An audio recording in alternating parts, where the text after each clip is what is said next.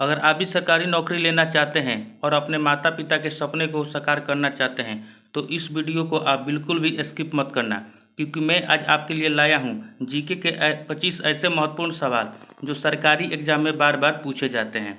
तो चलिए शुरू करते हैं आज का पहला प्रश्न। दोस्तों, आज का पहला प्रश्न है, प्रसिद्ध पुस्तक कामसूत्र किसने लिखी है? दोस्तों, इसका सही जवाब होगा वात्स्यायन। दोस्तों, इससे रिलेटेड प्रश्न क्या पूछता है हम लोग का कि कामसूत्र के लेखक कौन है? तो कामसूत्र के लेखक कौन हो जाएगा? वात्स्यायन।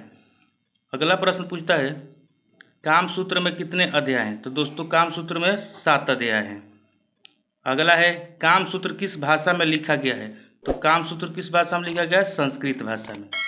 अगला है, कामसूत्र किस काल में रचित हुआ है? तो ये 3री शताब्दी ईसा पूर्व में रचित हुआ है। अगला प्रश्न देखते हैं। दोस्तों, दूसरा प्रश्न है हम लोग का, महायान शब्द किस धर्म से संबंधित है? तो इसका सही जवाब होगा बौद्ध धर्म। इससे रिलेटेड प्रश्न क्या पूछता है हम लोग का कि बौद्ध धर्म की प्रमुख शाखाएं कौन कौन सी है? तो दोस्तों, इसकी प्रमुख शाखाएं जो होती है महायान और हीनयान होती है। महायान का अर्थ क्या होता है पूछ देता है कभी कभी, तो इसका मतलब होता है बड़ा वाहन। महायान का प्रचलित क्षेत्र कौन कौन से है? तो पूछ देगा तो तिब्बत हो जाएगा, चीन हो जाएगा, जापान हो जाएगा इसका सही जवाब। चलिए देखते हैं तीसरा प्रश्न। तीसरा प्रश्न है, शिलालेखों के अध्ययन को क्या कहा जाता है? तो इसका सही जवाब हो जाएगा, उसे हम लोग पुरालेख कहते हैं। इससे रिलेटेड प्रश्न क्या पूछता है कि शिलालेखों के अध्ययन का नाम क्या होता है? तो उसे कहते हैं हम लोग पुरालेख। अशोक के शिलालेखों की भाषा क्या थी? तो इसका सही जवाब हो जाएगा वो प्राकृत भाषा थी। अगला है, पुरालेख के विशेषज्ञ को क्या कहते हैं? जो पुरालेख पढ़ते हैं उसके विशेषज्ञ को क्या कहते हैं? तो पुरालेख शास्त्री। अगला प्रश्न हम लोग का कि भारत का प्रसिद्ध पुरालेख शास्त्री कौन थे? तो ये दोस्तों हम लोग को जेम्स प्रिंसेप थे। चौथा प्रश्न है आप लोग का कि संविधान सभा के प्रथम अस्थायी अध्यक्ष थे? दोस्तों, इसका सही जवाब होगा सच्चिदानंद सिन्हा। दोस्तों, इससे रिलेटेड प्रश्न क्या पूछता है हम लोग का कि संविधान सभा की प्रथम बैठक कब हुई थी? तो दोस्तों, ये बैठक हुई थी 9 दिसंबर 1946 को। अगला प्रश्न पूछता है इस पर कि संविधान सभा के प्रथम अस्थायी अध्यक्ष। तो देखिए, अस्थायी अध्यक्ष पूछेगा तो डॉक्टर राजेंद्र प्रसाद, और अस्थायी अध्यक्ष पूछेगा तो ये सच्चिदानंद सिन्हा। चौथा प्रश्न इसमें पूछता है हम लोग का कि संविधान सभा के कुल सदस्य कितने थे? तो दोस्तों, शुरू में जब थे हम लोग का तो 389 सदस्य थे इसमें। पांचवा प्रश्न है कि संविधान सभा ने राष्ट्रीय ध्वज को कब अपनाया था? दोस्तों, इसका सही जवाब हो जाएगा 22 जुलाई 1947 को। इससे रिलेटेड प्रश्न हम लोग को क्या पूछता है कि राष्ट्रीय ध्वज के डिजाइनर कौन थे? तो दोस्तों, जो राष्ट्रीय ध्वज के डिजाइनर थे वो थे हम लोग को पिंगली वेंकैया। अगला इस पे पूछता है कि ध्वज में रंगों का क्रम बताना है आपको कि कौन कौन सा रंग होता है। तो हम लोग का होता है केसरिया रंग, सफ़ेद रंग और हरा रंग। फिर पूछता है कि अशोक चक्र में तीलियों की संख्या कितनी होती है? तो जो अशोक चक्र में तीलियों की संख्या होती है ये 24 होती है। कभी कभी इसका रंग भी पूछ देता है कि अशोक चक्र का जो रंग होता है किस रंग का होता है? तो ये वो हो जाएगा आपका सही जवाब उसका कि नीला रंग। अगला इस पे है रिलेटेड प्रश्न कि भारतीय संविधान कब लागू हुआ था? तो दोस्तों, हम लोग का भारतीय जो संविधान था 26 जनवरी 1950 को लागू हुआ था। चलिए देखते हैं छठा प्रश्न। छठा प्रश्न है हम लोग का कि प्रसिद्ध पुस्तक पंचतंत्र के लेखक कौन है? तो दोस्तों, इसका सही जवाब हो जाएगा विष्णु शर्मा। इससे रिलेटेड प्रश्न क्या पूछता है कि पंचतंत्र की रचना किस भाषा में हुई थी? तो ये संस्कृत भाषा में हुई थी। फिर पूछता है कि पंचतंत्र में कितने तंत्र हैं? तो पंचतंत्र में कितने तंत्र होते हैं? 5 तंत्र होते हैं।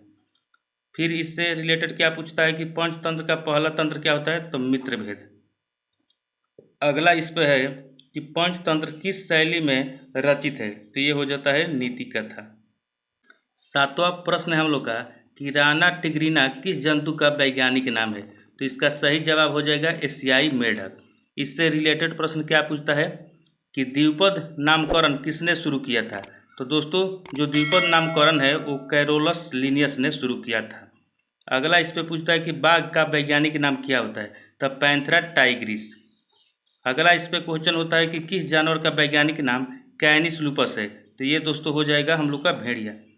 आठवां प्रश्न हम लोग का कि लेंस की क्षमता का एसआई मात्रक होता है?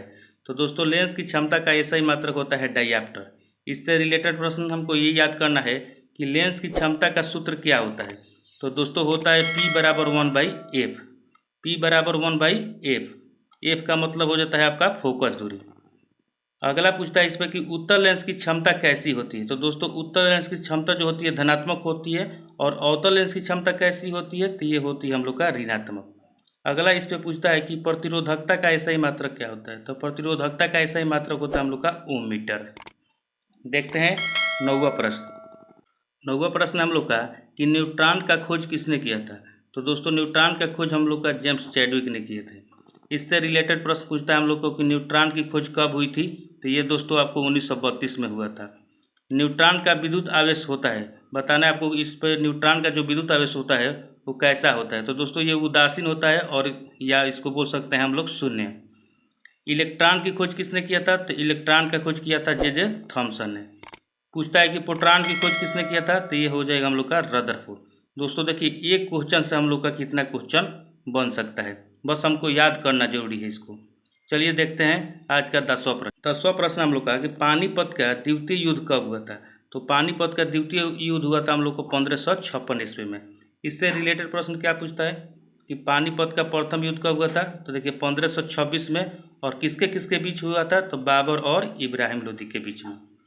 फिर दूसरा पूछता है कि पानीपत का द्वितीय युद्ध, तो ये होता है हम लोग का 1556 ईस्वी में, अकबर और हेमू के बीच में। पानीपत का तृतीय युद्ध कब हुआ था। तो 1761 में, अब्दाली और मराठों के बीच में। अगर ऐसे ही महत्वपूर्ण प्रश्न उत्तर रोज पढ़ना चाहते हैं तो चैनल को सब्सक्राइब करें और अपने दोस्तों के साथ शेयर जरूर करें। मिलते हैं अगली क्लास में। धन्यवाद।